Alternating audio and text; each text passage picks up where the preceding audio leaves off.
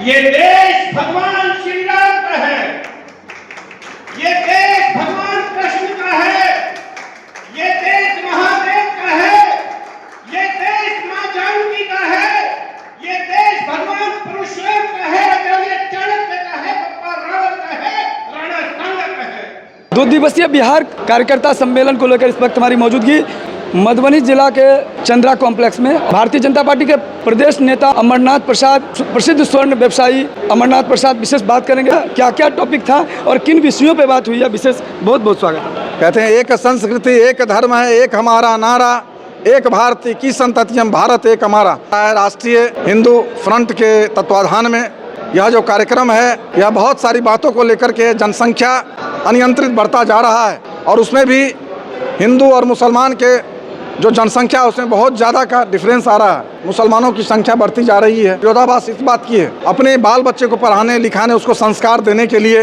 हम 2 हमारे 2 बच्चे पैदा कर रहे हैं, लेकिन मुसलमान भाइयों में हम 2 हमारे 12।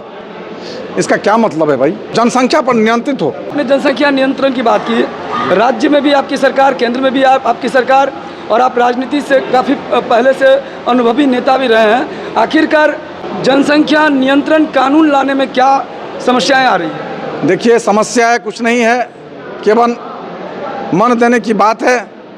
अब जनसंख्या पर कंट्रोल करने की भी बात हो रही है और बहुत जल्दी इस पर कंट्रोल किया जाएगा। दूसरा जो टॉपिक था uniform civil code. Uniform civil code का मतलब है जो एक समान अधिकार, जो भी इस भारत देश में रहते हैं वो एक समान अधिकार।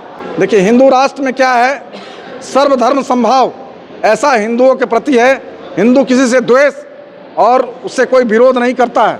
सर्वे भवन्तु सुखिनः, सर्वे सन्तु निरामया, सर्वे भद्राणि पश्यन्तु मा कश्चित् दुख भाग भवेत्। भाई साहब लखीसराय से हैं, राष्ट्रीय हिंदू फ्रंट के राष्ट्रीय संगठन मंत्री हैं। तो इस समय हमारे साथ राष्ट्रीय संगठन मंत्री भी जुड़े हैं। आज के कार्यक्रम का जो रूपरेखा है उसको संक्षिप्त में बता दीजिए। राष्ट्रीय हिंदू फ्रंट पूरे देश में हिंदुओं की शक्ति सामूहिक रूप से इकट्ठा हो, ऐसा प्रत्येक मंगलवार को प्रत्येक सनातनी को अपने आसपास के मंदिरों में सामूहिक हनुमान चालीसा करना।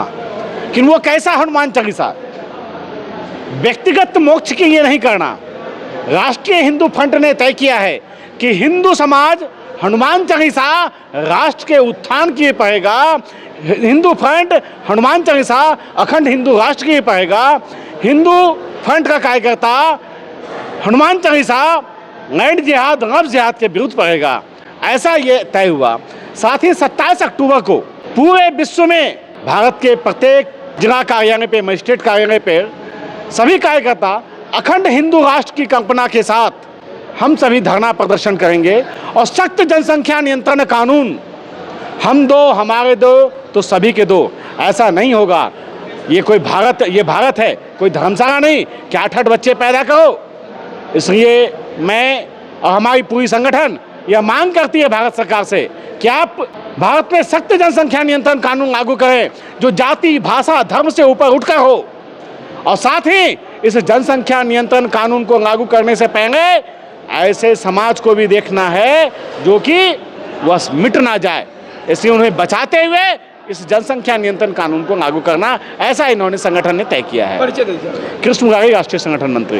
इस वीडियो को ज़्यादा शेयर कीजिए और कमेंट बॉक्स में अपनी प्रतिक्रिया जरूर लिखिए कि जनसंख्या नियंत्रण कानून लागू होना चाहिए या नहीं। मधुबनी, मिथिला, दरभंगा के तमाम खबर के साथ देखते रहिए न्यूज़ टुडे मिथिला।